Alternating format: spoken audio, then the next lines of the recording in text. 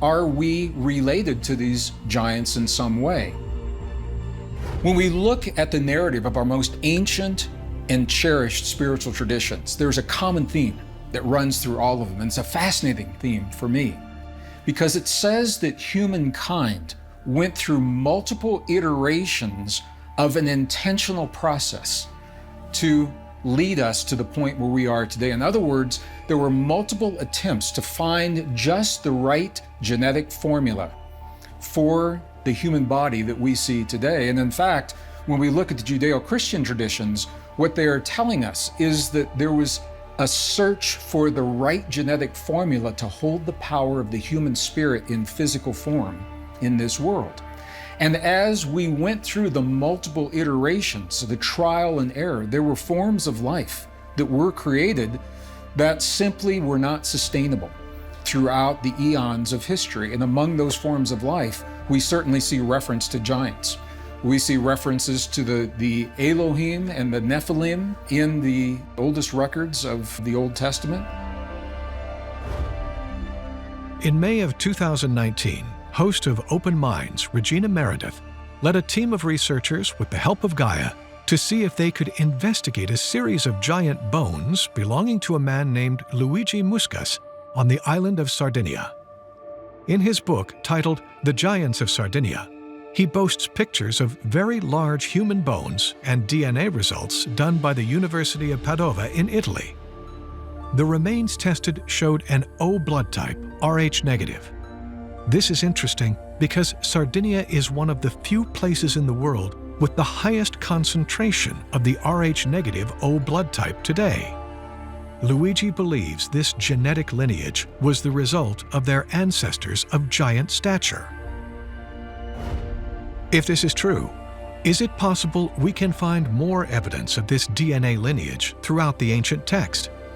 What will this reveal about the true history of humanity in relation to an ancient race of giants and possibly their interactions with Homo sapiens sapiens? When you look at a lot of the ancient texts, and I keep going back to them because they really do lay out the plan for us to understand the distant past, you discovered that a race of advanced beings that came from space arrived in Mesopotamia, now modern-day Iraq, and also in the area of Africa, but then much later moved and migrated across the planet into North America. They were told to do this by one of their leaders. And in doing this, they also began to mate with other hominids and were giving birth to this very, very large, giant people. The book of Genesis talks about the time when the Elohim, the sons of God, came upon the daughters of men and that they gave birth to giants. And sometimes it was said that the women, the babies, were so large that they would be removed from the belly in what we would call today caesarean section, that they couldn't be given birth to under any normal circumstance, that they had to be removed artificially. Could these accounts of giants in religious texts add credence to the idea that we might share DNA with this lost species? Experts suggest that if this is true, there are accounts of many types of giants. Giants have been found around the world.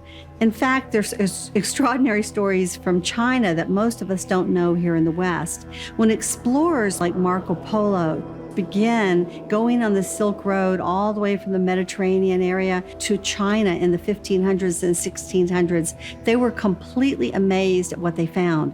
They actually found 15-foot-tall giants standing as guards at the imperial palace. So this is in the 1500s and 1600s. So if these are basically, remnants of the Anunnaki that got left behind, at 15 feet, you can't exactly hide, you kind of stand out. So these are extraordinary stories about imperial China that most of us know little about today.